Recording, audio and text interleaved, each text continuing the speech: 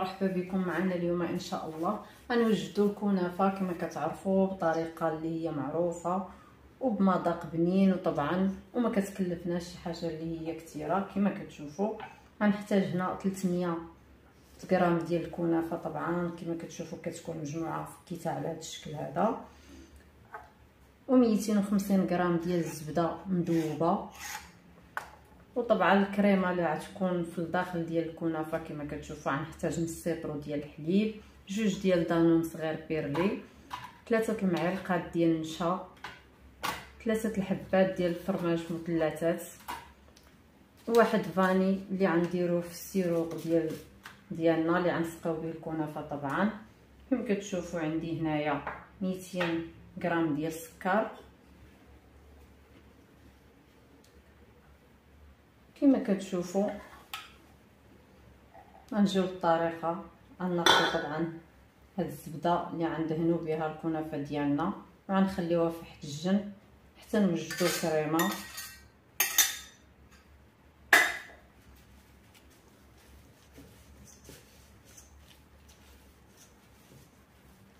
كما كتعرفوا الكنافه ديالنا كتبغي الزبده،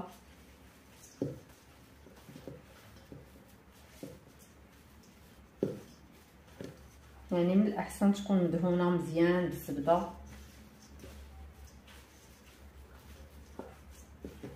نحاولوا ندهنوها مزيان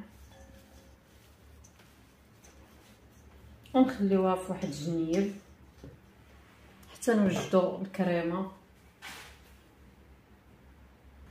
كما كتشوفوا غنوجدوا هنايا القطر اللي غنسقيو به الكنافه ديالنا.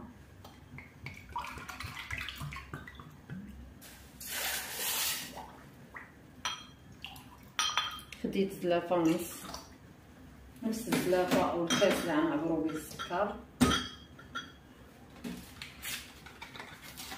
والكريمه كما كتشوفوا لتر ديال الحليب،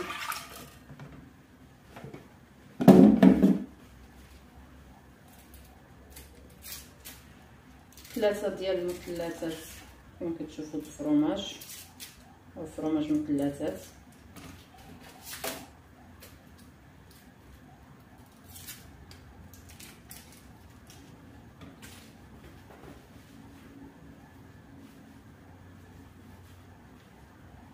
ثلاثه المعالق كبار ديال النشا.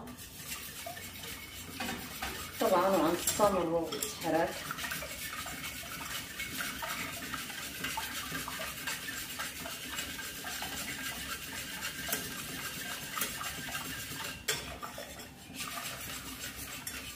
حتى تعقد الكريمه ديالنا.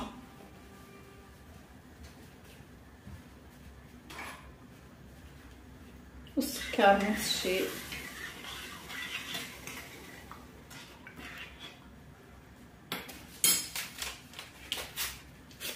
غنسمو بواحد الساشي ديال السكر فاني.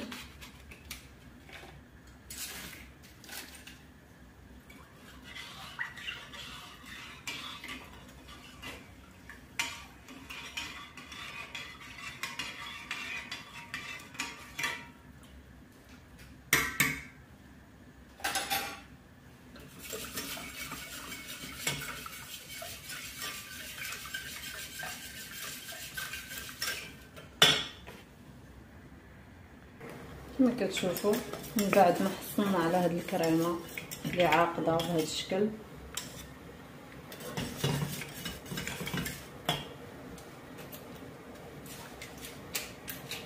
نضيفوا يوغورت ديالنا كما كتشوفوا اللي كيكون كريمي.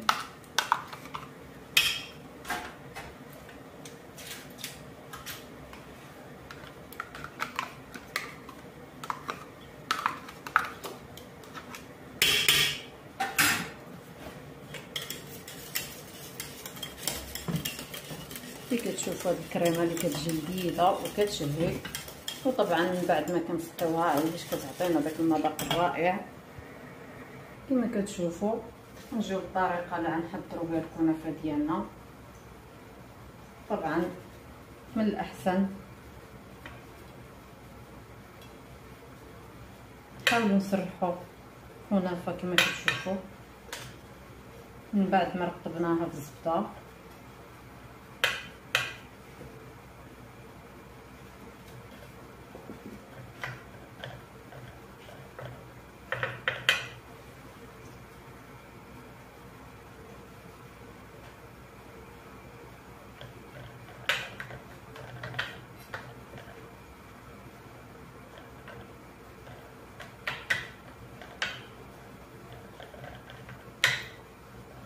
نقدروا الا جاتنا ناشفه نزيدوها زبيده كما كتشوفوا على هذا الشكل، باش نخليو الطبقه اللي غتكون من الفوق.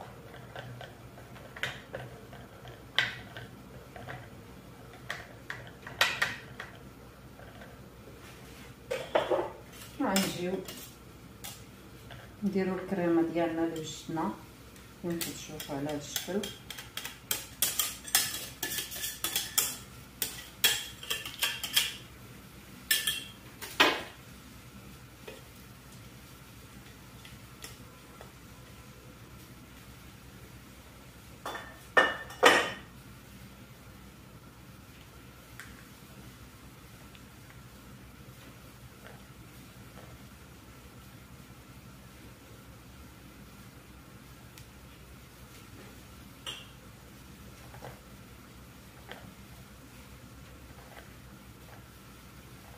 نحاولوا نجمعوها بهذا الشكل. غنزيدو الطبقه الثانيه ديال الكنافه.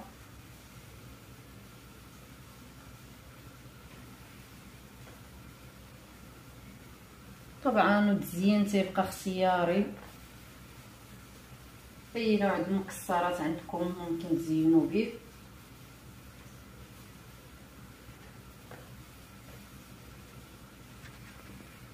كما كتشوفوا من بعد ما غطينا، كما كتشوفوا الكنافه ديالنا من بعد ما جبدناها من الفران، طبعا كنسقيوها بهذا السيرو اللي باقي سخون كما كتشوفوا منسم بالفاني.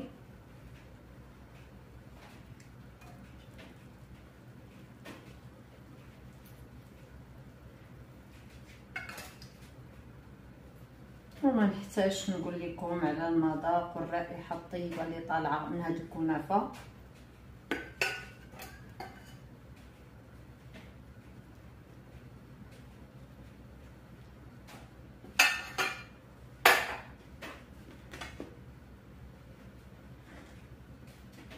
وطبعا التزيين كيبقى اختياري كما قلت لكم. انا هنا خديت حبه الكركاع اللي درتهم بملون ذهبي اللي غنزين بهم الكنافه ديالي على هذا الشكل. كما كتشوفوا الكنافه ديالنا طبعا من بعد ما بردات كنقدموها بالصحه والراحه وشهيه طيبه، وكنتمنى تنال الاعجاب ديالكم. كما كتشوفوا راه كتجي شكل ومذاق، وتنتمنى تعجبكم وتجربوها.